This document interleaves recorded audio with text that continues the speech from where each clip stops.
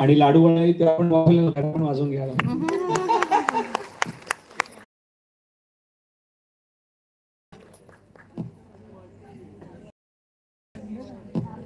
देणार देणार मिळणार. ती अजून लाडू वळतेच. तिचे एवढेच लाडू वळत. लाडू बघितले हो. आता बार्बिक्यू रेस्टॉरंट मध्ये आपण जातो, तिथले स्टार्टर प्रचंड आवडतात.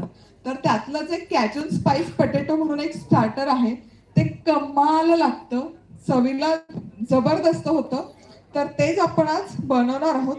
तर इथे मी तेल गरम करण्यात मोठा चमचा कॉर्नफ्लॉर, 1 चमचा मैदा असं हे मिसळून आणलंय आणि त्यामध्ये थोडंसं मिरपूड आणि चिली फ्लेक्स घातलेले आहेत. आणि आता यामध्ये आपण घालूयात मीठ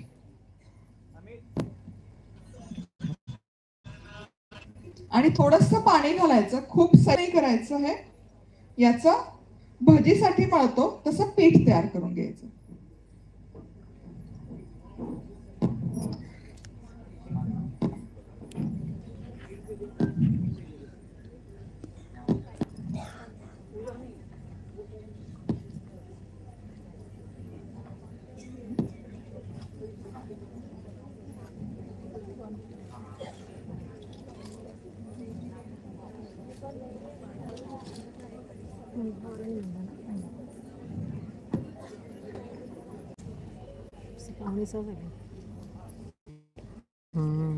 आठ वाजते ते उद्या. हे बटाटे आहेत, छोटे बटाटे येतात ना, बेबी पोटॅटो. सो ते बटाटे आहेत. हे बटाटे स्वच्छ धुवून घ्यायचे आणि कुकर मध्ये 2 शिट्ट्या काढून शिजवून घेतलेत.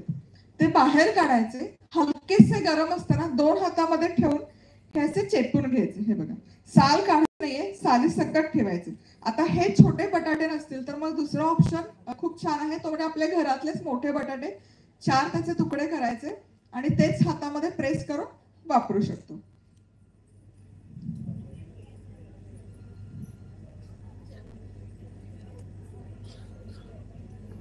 बटाटे घोळवायचे आणि हे आपण तेलामध्ये सोडूयात.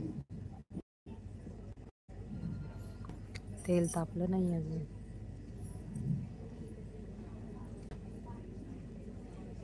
ते कसलं कोटिंग आहे? ते मगाशी सांगितलं ना, कॉर्नफ्लॉवर आणि मैदा. काय?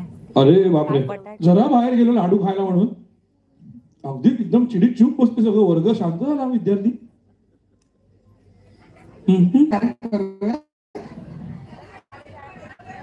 नाही पडलंय, नाही पडलंय. मी तळ हात झेललं त्याला.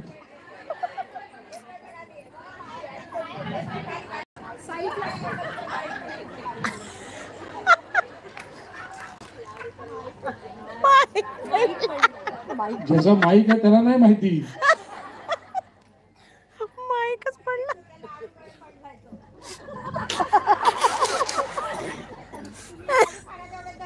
शब्द ऐकून असा शब्द नको. मग माझं पण पोट दुखणार नाही.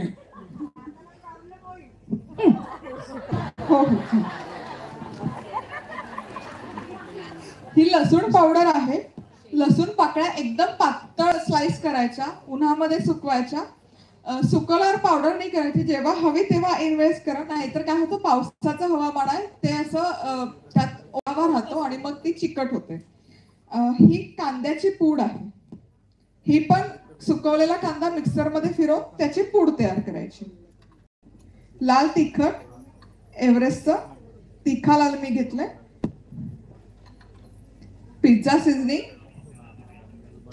चिली फ्लेक्स आणि खूप महत्वाचा एक बॉक्स तुम्ही विसरलात, कसुरी मेथी. फार नाही, बहार अंडे जेवणात.